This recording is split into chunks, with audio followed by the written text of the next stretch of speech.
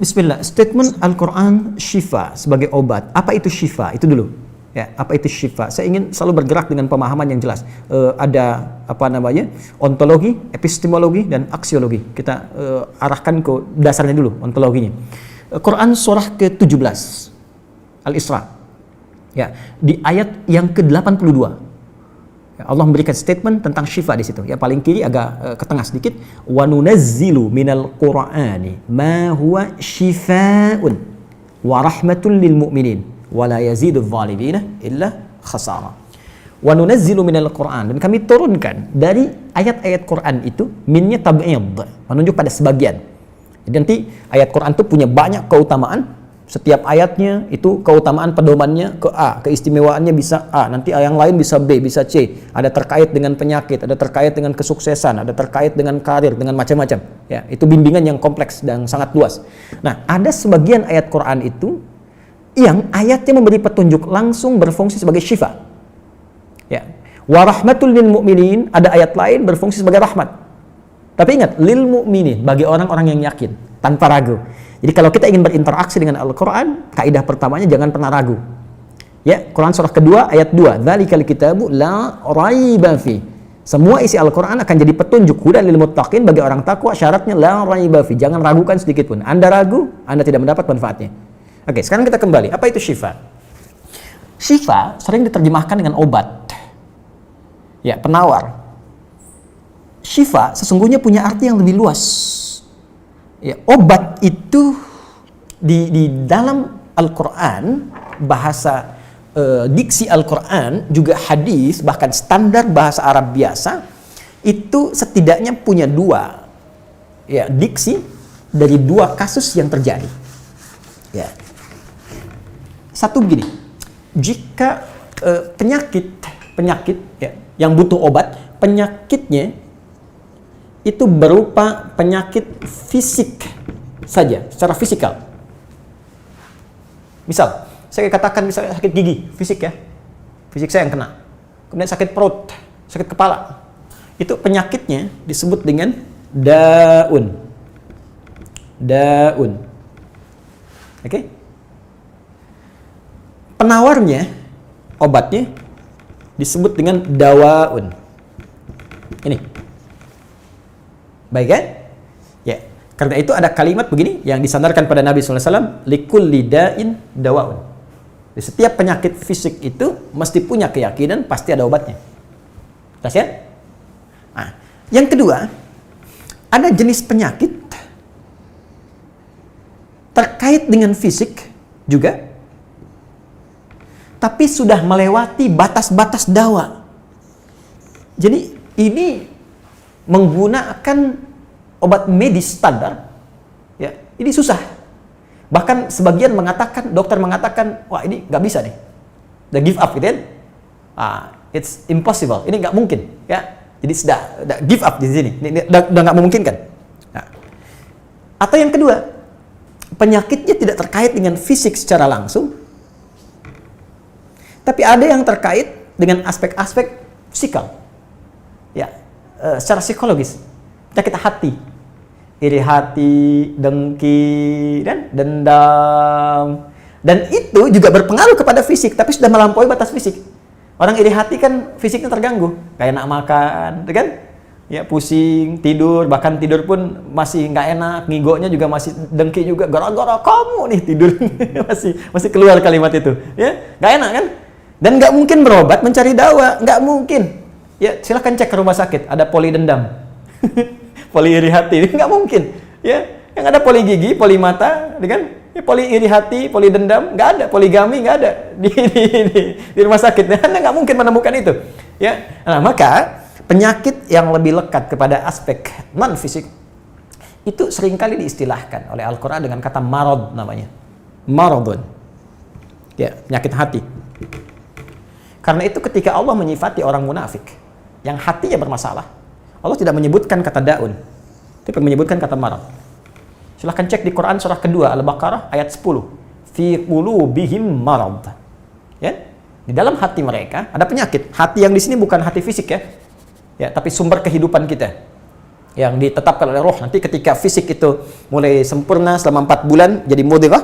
Jadi kan ada 3 tahapan seperti kita ketahui, ya. Dari mulai di Al-Arba'in, kalau kita baca Al-Arba'in, Al-Imam An-Nawawi, hadis nomor yang keempat, ya, Abdullah bin Mas'ud radhiyallahu ta'ala anhu qala qala Rasulullah sallallahu alaihi wasallam huwa as-sadiqul masduq inna ahadakum yujma'u fi batni ummihi 40 yawman nutfah. 40 hari pertama ya itu baru berbentuk penyatuan, perpaduan antara spermatozoa dengan ovum, thumma yakunu alaihi 'alaqah, kemudian misla dzalika 'alaqah 40 hari kedua berbentuk zigot yang telah menempel di dinding rahim, thumma yakunu misla dzalika mudghah, 40 hari ketiga berbentuk mudghah, daging keratan. Bahkan sudah jadi bahasa sekarang ya di masa kan bahasan janin ya di kurikulum kedokteran saya lihat redaksinya sama, mudghah ya. Nah, dalam fase ini kemudian ditiupkan roh ya, wa yursalu alaihimul malak alaihil malak, dan diutus malaikat, wa yu'maru bi katbi arba'in, dan diperintahkan menetapkan 4 hal.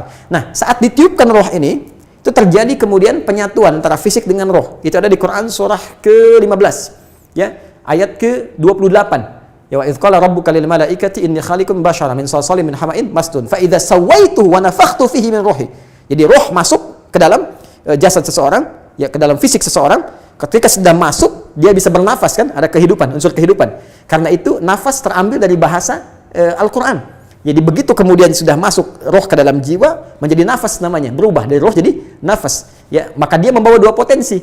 Ya, ada fujur, ada takwa. Di Quran surah 91 ayat 7 sampai 10. Wa nafsi wa ma sawwaha fa alhamaha fujuraha wa taqwaha. Jelas ya? Maka wa nafsi wa ma sawwaha, jika roh sudah masuk ke dalam jiwa jadi nafas, dan disitulah manusia bisa bernafas. Tapi jangan lupa dia membawa 2 potensi. Ada potensi kebaikan, takwa, ada katalis kebaikan. Saya tidak mengatakan yang buruk. Itu katalisnya. Jadi lawannya langsung. Yaitu jujur lawannya dusta. Ya, marah lawannya sabar. Yang sabar itu takwa, jujur itu takwa. Yang marah, yang sombong, yang bohong itu namanya fujur, itu katalisnya. Di Allah menciptakan sifat marah bukan ingin membuat Anda pemarah, tapi ingin kemudian memacu supaya yang sabarnya muncul. Sebab kalau nggak ada marah, bagaimana bisa ada sabar? Itu cara membacanya. Nah, di sini terjadi pergolakan. Ya, apa kaitannya dengan ini? Orang-orang yang tidak bisa mengendalikan sifat takwanya dan tidak menjadikan sifat fujurnya sebagai katalis, tapi diikuti menjadi dominan, maka jadi penyakit di hatinya. Itu yang disebutkan dengan marad namanya. Ya, itulah yang memunculkan penyakit riya, pamer, gitu kan? Sum'ah, ingin didengar orang, sombong turunannya, ya, kemudian dendam dan sebagainya. Ini marad. Marad ini dan penyakit yang sudah melewati batas fisik, kalaupun terkait dengan fisik, nggak ada obatnya dari dawa. Yang ada hanya syifa. Maka jika ada orang tertentu yang terkena penyakit fisik yang sudah di luar batas dawa, yang medis misalnya udah nggak bisa nih, ini nggak mungkin, maka beralihlah dari dawa ke syifa. Ini yang pernah dilakukan oleh Nabi Ayyub alaihissalam. Ketika diuji dengan penyakit, Allah contohkan langsung supaya kita bisa meniru. Bukankah ayat ini turun ketika Nabi diuji dengan penyakit? Ya, supaya memohon kepada Allah. Jadi kan Nabi Ayub kan divonis dengan penyakit yang tidak pernah diderita oleh orang sebelum beliau, tidak akan dirasakan oleh orang setelahnya. Yang paling menarik apa yang dilakukan? Ketika semua mengatakan nggak mungkin, lalu turun kemudian gambaran dari Allah. Quran surah ke-21 ayat 83 sampai 84. Wa ayyuba, pakai fathah loh, bukan dhamma, bukan kasrah. Ya, fathah itu menunjukkan sesuatu di masa lalu untuk dibuka bagi orang di masa depan. Ya, fathah itu dibuka. Itu ilmu lughahnya. Saya spesialisasi di bahasa Arab. Jadi di antara makna itu fathah, kenapa ada fathah, ada dhamma, ada kasrah, itu ada maknanya. Wa ayyuba, dan kami buka kisah Ayub di masa lalu sebagai inspirasi untuk orang di masa depan. Idnada rabbahu anni masanni yadhurru wa anta arhamur rahimin. Ketika beliau mulai meninggalkan opini manusia dan mulai kembali kepada Allah dengan sangat kuat untuk spesifik memohon kesembuhannya. Ya Allah, penyakit ini sudah mengganggu saya. Untuk ibadah, itu poinnya. Untuk ibadah. Jadi ternyata kalau ingin disembuhkan dengan cepat, arahkan kesembuhan itu untuk niat kita beribadah. Kalau cuma pengen sembuh saja, jangankan Anda yang belum beriman pun kalau sakit pengen sembuh. Terus Anda tujuannya apa dari kesembuhan itu? Kalau cuma pengen minta dunia, apa dengan sakit belum cukup menjadikan Anda ingat Allah? Maka arahkan permohonan itu untuk kesembuhan supaya punya niat ibadah. Ya Allah, saya pengen sholat lagi. Ya Allah, saya pengen ke masjid lagi, pengen tahajud lagi. Mohon ya Allah, penyakit ini sudah mengganggu saya tahajud, saya pengen sholat lagi. Wa anta arhamur rahimin, sedangkan Engkau yang paling sayang kepada saya. Kalau yang Maha Penyayang saja tidak menyembuhkan saya, kepada siapa lagi saya mesti memohon? Nah, tahu apa yang terjadi? Begitu kalimat itu muncul dengan penuh kekuatan, keyakinan, visi yang benar, memanggil Allah dengan panggilan yang sangat halus, lembut, ya, terasa ke dalam jiwa, Maka jawabannya tidak menunggu lama. Fastajabna lahu fakashafna ma bi min dhurrin wa atainahu ahlahu wa mithlahu ma'ahum rahmatan min indina wa dzikra lil 'abidin. Lihat ujung ayatnya. Kami langsung sembuhkan penyakitnya. Kami singkapkan semua rasa sakitnya. Kami kembalikan semua yang dia rasakan rugi. Biaya obatnya diganti dengan rezeki yang lain, kesulitannya dihilangkan, datangkan dengan yang lebih baik. Dan yang paling dahsyat lihat ujung ayatnya. Wa dzikra lil 'abidin. Kami jadikan inspirasi, pengingat bagi hamba-hamba Allah yang soleh, yang diuji dengan penyakit yang serupa, maka amalkan amalan Ayub untuk mencari syifa. Ya, maka ini ikhtiarnya. Termasuk syifa, bisa mengobati penyakit hati. Nah, lalu sekarang apa terapannya? Karena disebutkan ada ayat-ayat Quran berfokus sebagai syifa. Ya, ini yang digunakan sebagai zikir diantaranya. Apa itu? Tadi saya sampaikan Al-Fatihah. Ya, itu lengkap. Al-Fatihah itu disebut syafiyah. Surah syafiyah, surat penyembuh. Silahkan Anda buka semua kitab tafsir. Di antara fadilah surah Al-Fatihah, kisah pertamanya adalah kisah seorang kepala suku di Arab yang digigit kalajengking. Bayangkan, kalajengking Arab pada saat itu. Ya, dan sudah kena racun dan sulit, orang semua sudah give up, ini nggak mungkin. Ya, apa yang terjadi? Ditemukan sahabat Nabi, secara singkat diketahui, ditanya ada yang bisa menyembuhkan, mereka berkata Allah yang menyembuhkan, tapi kami bisa berikhtiar. Dipanggil mereka, dibacakan Al-Fatihah sekali bacaan, tanpa diulang-ulang, tanpa pakai alat-alat tertentu, tiba-tiba syufia disembuhkan sampai diberikan hadiah berupa beberapa kambing. Tapi mereka, mohon maaf izin, Ibu Rektor dan sebagainya, mereka khawatir jadi gratifikasi. Dibawalah kambing itu kepada Nabi, disampaikan, boleh nggak makan dari sini? Jawab Nabinya apa? Dari mana kalian tahu kalau surat itu bisa berfungsi menyembuhkan? Al-Fatihah. Tapi gimana cara baca Al-Fatihahnya? Karena dulu orang sekali baca sembuh, sekarang orang 1000 kali malah nambah penyakit. Apa yang salah? Nah, berarti nanti ada terapan lagi ilmu yang lain, kan? Nanti ada surah ke-26, Asy-Syu'ara ayat 80 itu zikirnya Nabi Ibrahim. Biasanya saya praktekkan ini, ya termasuk dengan kawan-kawan, saya suka sampaikan kalau ada yang dirasa-rasa sambil dipegang, sambil kembalikan kepada Allah, baca wa idza maridtu fahuwa yashfin. Kalau saya sakit pasti Allah sembuhkan, nggak mungkin dititipi penyakit kalau nggak ada hikmah di balik itu. Bisa pernah saya amalkan saat diundang saya ke Kalimantan untuk ceramah, tiba-tiba ceramahnya ba'da maghrib, sore hilang suara. Hilang. Sama sekali nggak ada. Ya begitu salat, ya kita sama amalkan tadi dengan penuh keyakinan, minta ikhtiar juga pakai fresh care gini, tapi kita minta ya Allah, ya wa idza maridtu fahuwa yashfin, kalau saya sakit pasti Allah sembuhkan. Nggak mungkin ditugaskan kalau Allah nggak berikan perangkatnya, pasti diberikan. Nah, tahu apa yang terjadi? Begitu ngimamin maghrib, suara keluar, serak-serak basah. Begitu tausiah, keluar sempurna. Ba'da isya nyambung, keluar sempurna. Habis ceramah, hilang lagi suara. Hilang lagi suaranya, supaya disuruh istirahat, gak banyak nanya orang gitu kan. Tapi itu menarik. Dan puncaknya tadi, Quran surah ke-21 ayat 83 sampai dengan 84. Tergantung kasusnya. Kalau di kasusnya misalnya kasus mohon maaf ya terkait dengan kehamilan, nanti ada lagi yang lain ayat-ayatnya ya. Misal di Quran surah ketiga ayat 38 sampai 39, nanti di Quran surah ke-19 menjelang persalinan dari ayat ke-25 sampai dengan ayat ke-26, nanti di Quran pas kalau sudah berkembang janinnya, ada di Quran surah ke-7 misalnya ayat 189 dengan doanya dan turunan lainnya.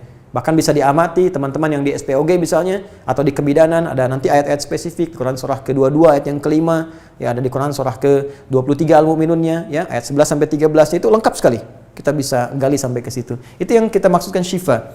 Jadi keluarkan ayat-ayatnya, tapi bukan sekedar dibaca, dalami isinya. Sehingga paham apa yang harus dilakukan. Karena di sini nanti ada konsep ikhtiar juga. Ikhtiarnya bagaimana, ya secara medisnya seperti apa, dan pertolongan kepada Allahnya bagaimana. Terakhir Nabi pernah datangi seseorang, dia minta disembuhkan. Ya Allah, ya Rasulullah, si fulan sakit, tolong sembuhkan. Kata Nabi, idhab ila tabib, pergi ke dokter. Kata orang ini, Anda kan Nabi, tinggal berdoa disembuhkan. Jawab Nabi sangat elegan. Pertanyaan orang ini bagus, Anda Nabi, berdoa dikabulkan, pasti. Tapi jawab Nabi sungguh elegan. Kata Nabi, kesembuhan itu dititipkan di tangan para dokter. Jadi Nabi ingin memberikan satu isyarat, Anda tetap ikhtiar. Karena tidak selamanya Nabi akan hidup. Ya, karena itu dokter-dokter mesti belajar. Saya menambahkan dokter-dokter yang bisa belajar dari Quran juga. Saya mengharapkan nanti ada dokter mata yang hafal, ya, misalnya ayat-ayat tentang doa, ayat tentang mata, ya, riset tentang ayat-ayat mata, hadis-hadisnya apa, sehingga Anda bisa menerapkan resep-resep yang indah. Ya, waduh, kenapa nih dok, mata saya nih nggak bisa dikontrol nih, sakit. Kenapa? Saya kalau ngelihat tetangga beli kulkas sakit, kan nggak bisa dikasih obat tuh ya. Anda bisa kasih resep Quran surat sekian, ayat sekian, sekian. Nah, itu yang banyak kejadian sekarang. Ya, orang matanya sehat tapi tidak bisa membedakan mana milik dia, mana milik orang lain. Demikian juga dengan yang lainnya. Itulah syifa. Wallahu ta'ala a'lam bishawab.